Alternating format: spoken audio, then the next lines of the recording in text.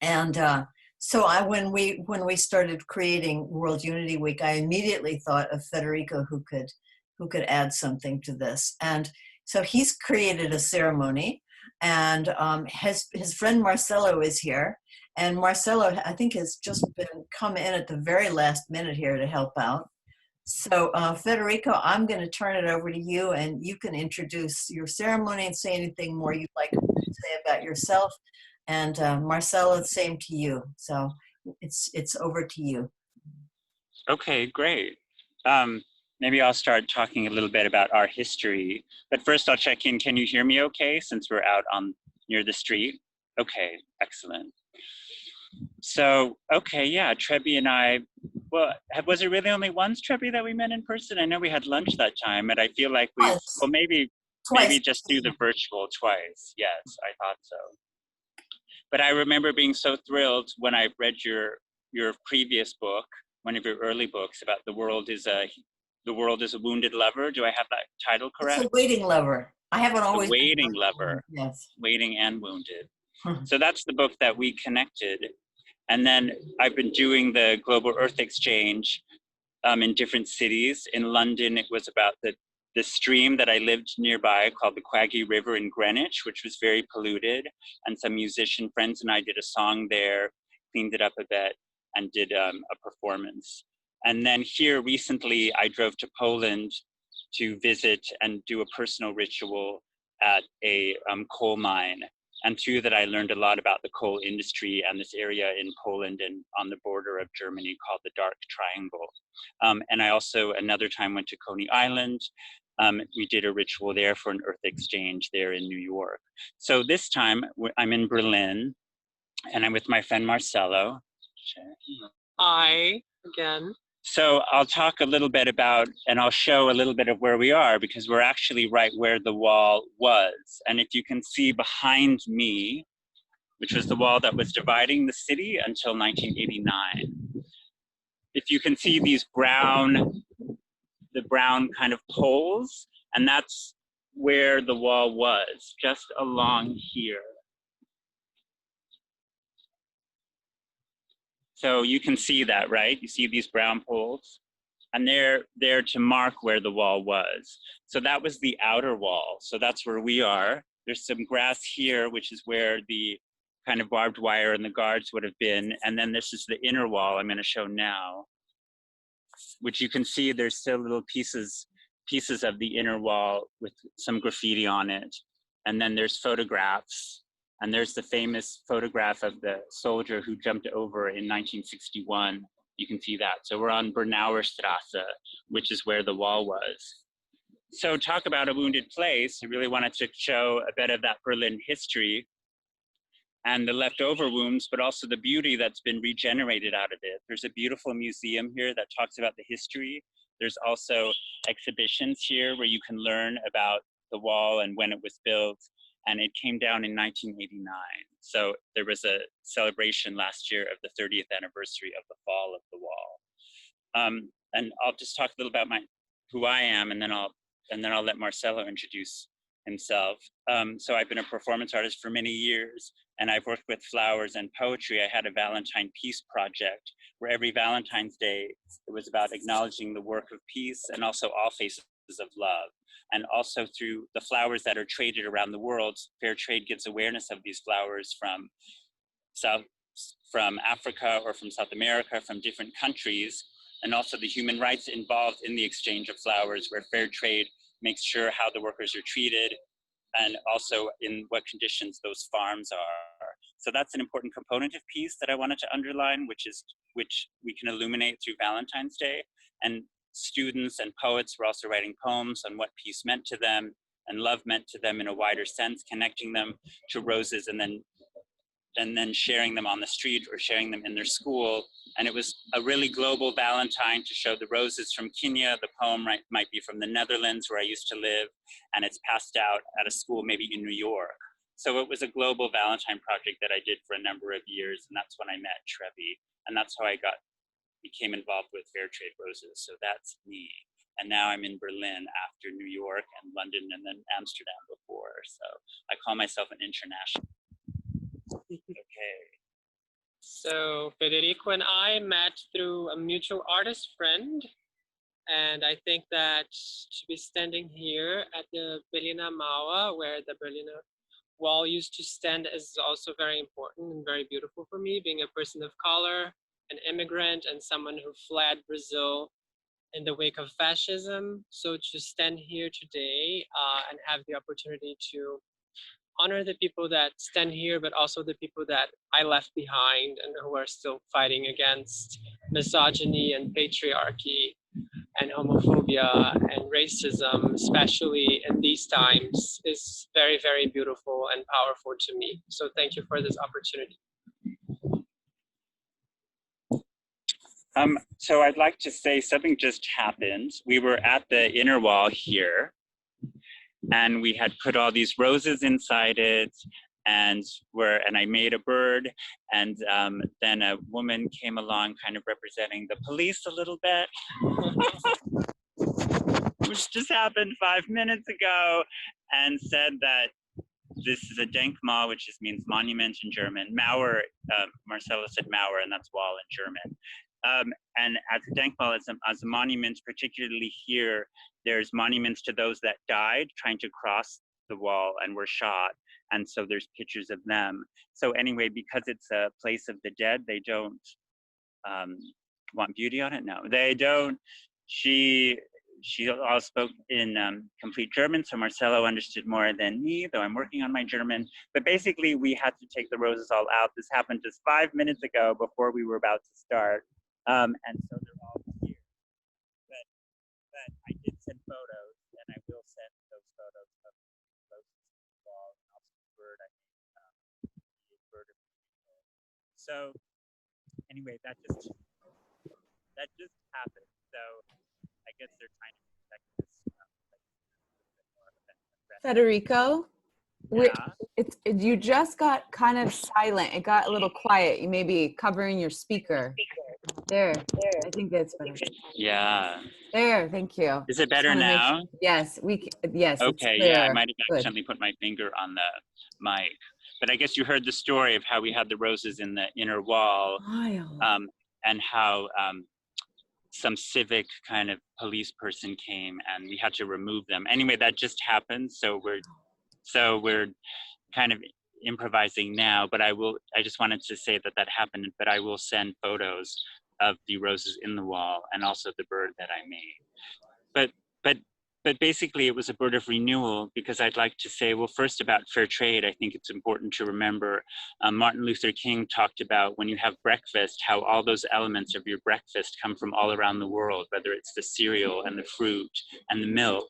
And it's good to remember in these transactions, even with flowers, that a lot of people have handled those flowers before, whether they're from Kenya or Colombia, and to just honor that in all of our products that we buy, and particularly flowers, which doesn't get as much attention as like fair trade sugar or coffee, and to be mindful and maybe ask questions and do research about where we're getting our flowers from. And that also shows the global community that we are and honors that global community. So I wanted to state that, and that's why when I do these projects, I work with fair trade flowers, because it's an important movement.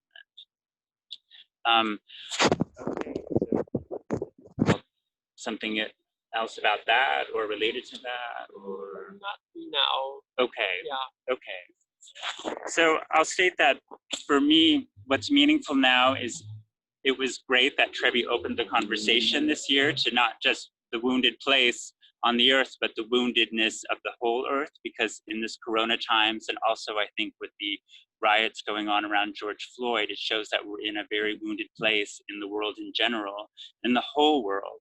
And I think that what's great now is that it's a time of transformation and a time of change and a time of opportunity. And that's what this ritual about here is for me, with these roses and the wall, and to show what's come out of the wall with this beautiful museum here and this landscape and these honorings of what's happened here, is the beauty that comes out of the wounds. And so I'm excited to see the new society that will emerge from these really difficult times. And that's, I think, this is an opportunity to reflect on that and to build that, and how we are building beauty, we're building the new society out of the wounds that have come before.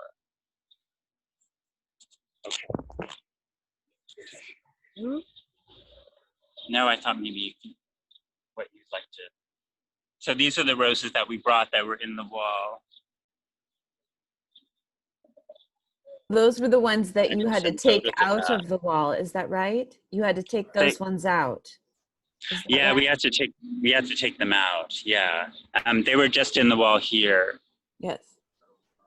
which is the inner wall. The wall was made of two parts: the inner wall, and then kind of where the police guards were here, and then these brown poles represent the outer wall. Because we're next to the Mauer Park, which is also where the part of the wall stands, but there it's just a park. This because it's a monument under German law, you're not supposed to sort of deface it or do anything unless you have it approved by a board or something before. And since we're using flowers, I guess if someone got upset because this represents where people got killed or murdered, so they would like to prevent that from happening. If somebody called the police on us, they would have the right to have us not arrested, but we could be fined or something for doing that. Wow. So it's just that they have this very German way of controlling how their monuments are respected. So are you able Yes. to create something there where you are in that in-between space with the flowers? Is that what you're going to do? That's what we've done. Yeah, I mean, maybe I can walk over and show the bird because it's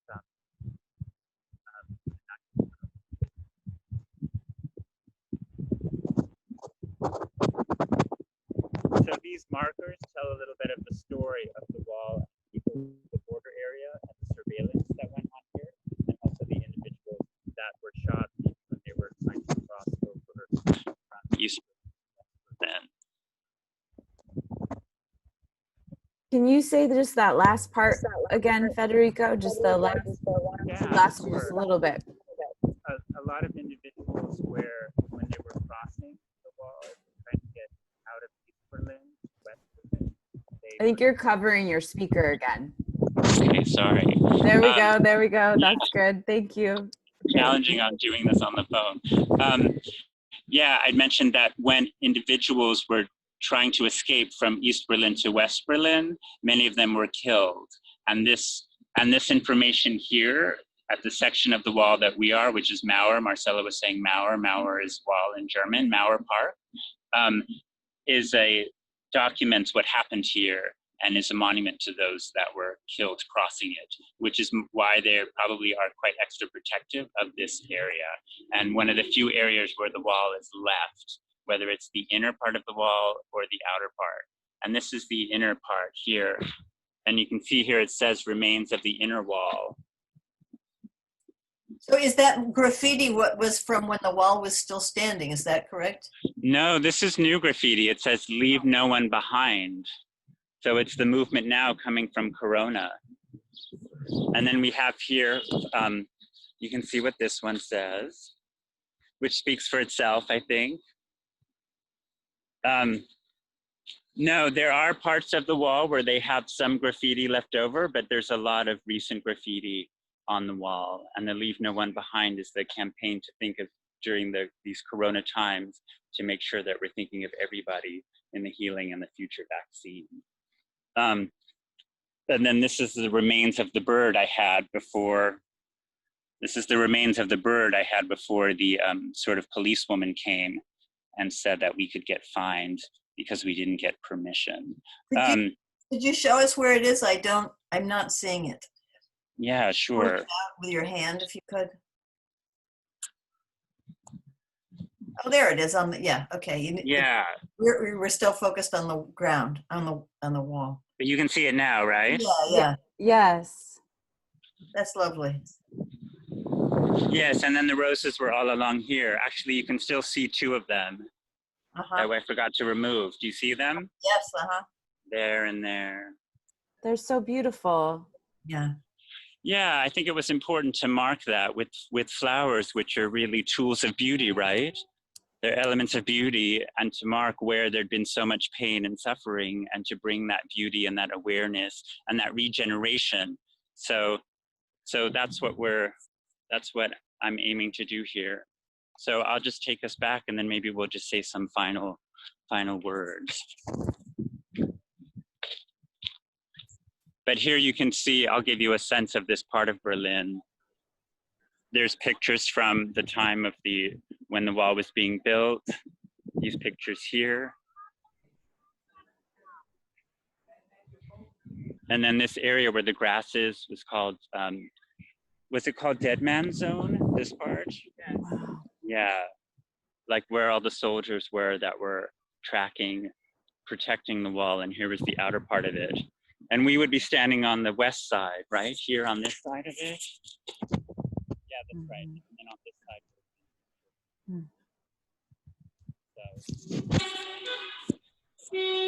So. Okay. Any final words? Okay.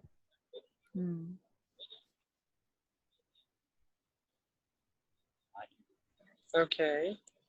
Can you change like the camera? Backside? Okay. So for each flower, I'd like to represent with these petals a life that has been taken. And so as I let it flow into the air, may it represent the souls that were taken due to violence and hate.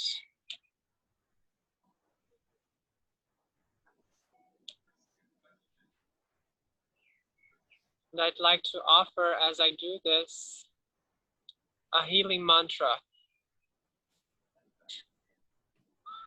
to heal us from the pain that we feel. May it be pain that is known, or may it be unknown pain inside of us. This mantra means all is love. It's called Baba Nam Kevalam. It's in Sanskrit.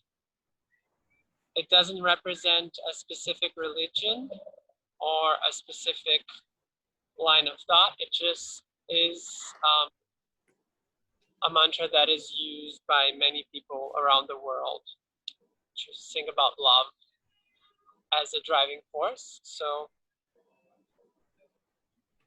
Baba Nam Kevalam, Baba Nam Kevalam, Baba Nam Kevalam, Baba Nam Kevalam, Baba Namo Kevalam, Baba Namo Kevalam, Baba Namo Kevalam, Baba Namo Kevalam, Baba Nam Kevalam, Baba Nam Kevalam, Baba Nam Kevalam, Baba Nam Kevalam, Baba Namo Kevalam,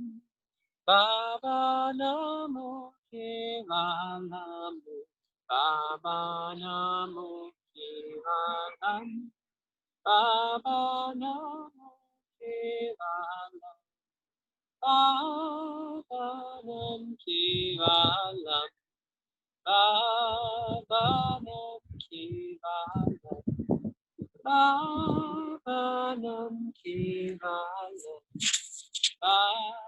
Baba Nam Kevalam, Baba Namo Kevalam. So I think we can remember that love is a driving force, and that, you know, with what's going on now in these difficult times with the environment, and now as we question race and white privilege, if we come back to that love is the driving force and is the foundation, and that's what these rituals are about, remembering that, honoring that, and pushing that forward. Thanks. Thank you, Federico and Marcelo, so much Yeah, for thanks. sharing this beauty with us and reminding us of of the suffering that's gone on in that place, and how it's been transformed to beauty, and yet how still things, there's still things that happen that, you know, that remove beauty, you know, that see that there's places for it and not places for it, and for carrying through, and for remembering all these souls. And really, really beautiful, beautiful remembrance that you have brought to us. Quite unforgettable. Good. Thanks, Trebbe. I'm glad something could work out, even though we had that little hiccup, had that little obstacle, that we were still managed to push beauty through, right? Which is what this is all about. Yeah, it was beautiful. Thanks. Thank Say you. bye. Bye. Thank you so much. Okay, we'll close out. Thank you both Okay, so bye. much. Thank you, That was everybody. so beautiful. And Thank keep making you. beauty everywhere. Yeah, Yes. lovely. Yes. Both. Thank you so much for sharing.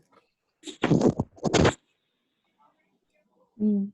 It was absolutely beautiful. And Federico, I don't know if you know this about Trebbe and I, but we were recently at the Wailing Wall together in Jerusalem, just right before the global shutdown.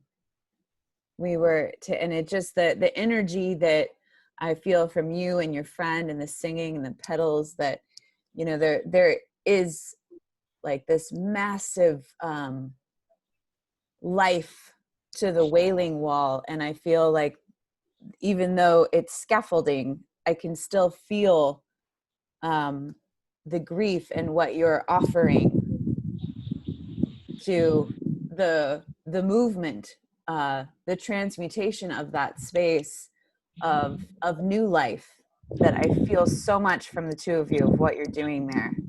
And it made me think of the Wailing Wall. I don't know if you've been there before, but Wow, yeah. I mean, there was an exhibition recently, because there was the anniversary of the fall of the wall last year, about all the walls that are still that are still in the world, and how many there are, and how many more there are, and of course the one that Trump wants to build. So even though this wall came down, that was an opportunity last year, that anniversary, to remember all of these walls, religious also, like the Wailing Wall, you know, and also the walls in our heart, right? But there's more walls now, they say, than there were before. So there's still a lot of work to be done. Yeah. yeah. But here you can see one last shot of no more wall. So let's hope that for the rest of the world, like like Berlin. Okay, thanks. Thank you. Thank you. Oh. Oh, yeah, that was great. That was so powerful. Yeah. And Really. seeing those two remaining roses there, I have to wonder if the person that took them down knew that they were still there. Mm-hmm. Mm-hmm. It's like a defiant beauty will still poke through. Hope is coming through. Like seeing that was so powerful. Mm. Mm-hmm. Yeah. And what that can mean for those that are watching, you know, something really deep, Trebbe, of what you're offering here, of making beauty, that I'm curious, for those that have been listening and watching, where in your communities do you think holds the greatest wounds? And, you know, what are you called? What is your, where do you feel called to make beauty a priority in those spaces of you know, what is a takeaway for you out there? And, you know, I'd love to see that there is more making of that. It's courageous, you know, it's yeah. Yeah, and as Federico and Marcelo so beautifully demonstrated, wounded places really they're by our own definition. And I think most of us would agree that that's a wounded place, but You know, it doesn't have to be a big historic place. You know, it could be a small private place. Mm-hmm. Mm-hmm. Yeah. This has been absolutely an incredible experience today. And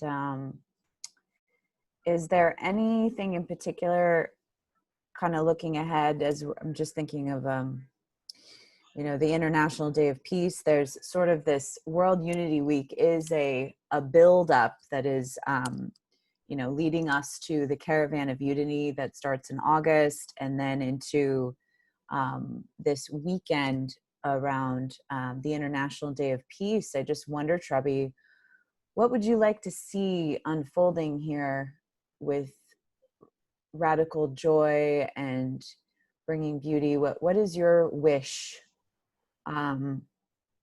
for what is sort of this unfolding here of collective action and collective gathering? What would you like to really see come from World Unity Week from your perspective? Well, it's so World Unity Week is such an amazing adventure. I mean, I was going to say venture, but I said adventure. And it was put together so quickly by so many amazing people, and I think by tapping into one another's passions and learning from one another. I mean, to me, the having an attitude of curiosity and openness and willingness to learn about every situation that we encounter and every person we meet is it's really transformative. Rather than to assume we know anything about anybody or any place or any circumstance or even any tragedy that befalls us, and to always say, like, what's the reality, what's the beauty, and what's my next step? And meeting Unity Earth was certainly one of the happiest adventures of my life a year and a half ago. And there are so many things that all of us can do in small ways. And I think that's really the message, to do it small and spontaneous and beautiful. Mm. Yeah. What about you, Becky? What is your wish as we are kind of midway through World Unity Week, and you know, this is what feels like the beginning of a lot more of what we're in here, this wild adventure, as Trebbe shared. What would you like to see really harnessed here? Witnessing everybody stepping in their way for World Unity Week and offering their gifts and their presentations and all of this amazing energy, loving unforce, this yin, is so inspiring. And nobody in our collective here is waiting for permission for anybody. And so I feel like World Unity Week, this is my first experience with World Unity Week, is beckoning all of us to step into our gifts and to presume we know what they are and follow those whiffs of curiosity and the things that bring us joy and the things that challenge us, and to not wait for permission to shine it, to bring it, to love this mother up. And so I feel it's an invitation for us to step into what is possible for us.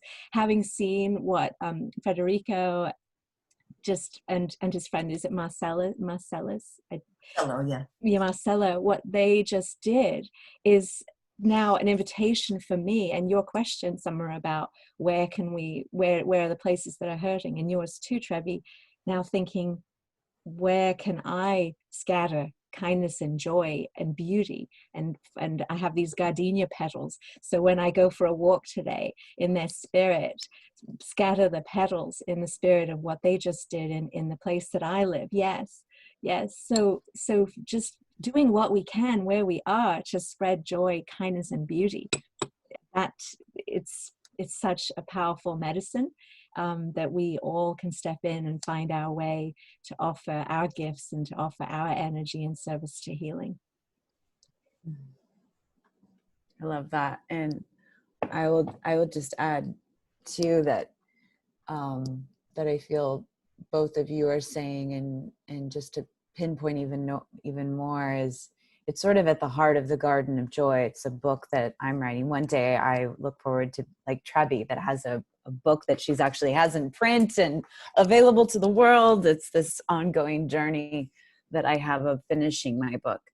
That I wish for those that are watching and all of us that are participating or not participating, that don't even know about this World Unity Week.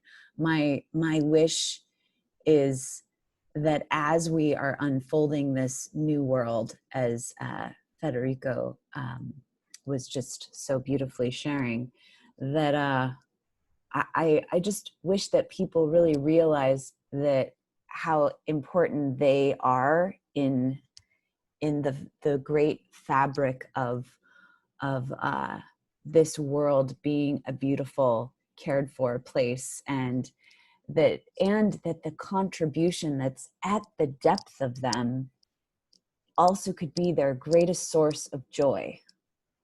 That their contribution of contributing to this world and contributing to their community, or whatever it is, I just wish that people can find that, whatever that is, in themselves, their particular medicine and contribution, legacy of their life, that is an imprint and part of this very unique time in the world. And may it bring joy, that it is like this great contribution to the world and to themselves, of that joy fuel within. Is I really wish for that, is that people really recognize that wherever they are in the midst of this, if they find themselves and that they're opening up to that discovery of their unique contribution to all of what we're doing together here. That the world is constantly sending us invitations, so we just need to be open enough to say, oh, somebody's calling me, or something, and then to say yes whenever we can. I love that. Yeah. Well, we're kind of, this is sort of a pause, as all the convergence rooms right now are in the process of pausing and heading to the open space convergence room. And that is a great place for us all, in the sense of the separate rooms, that we can come together in these open space opportunities. And there are contributions that are woven into that space, but it really is a place to have you all that are participating have your voices heard and be a part of the conversation in these Zoom rooms as well. So I just strongly suggest, they are absolutely magical. I went to one yesterday, and you get to choose to go where you want to go. What part of the conversation of world unity matters the most to you? And you get to participate and be a part of sculpting this experience that we're having together.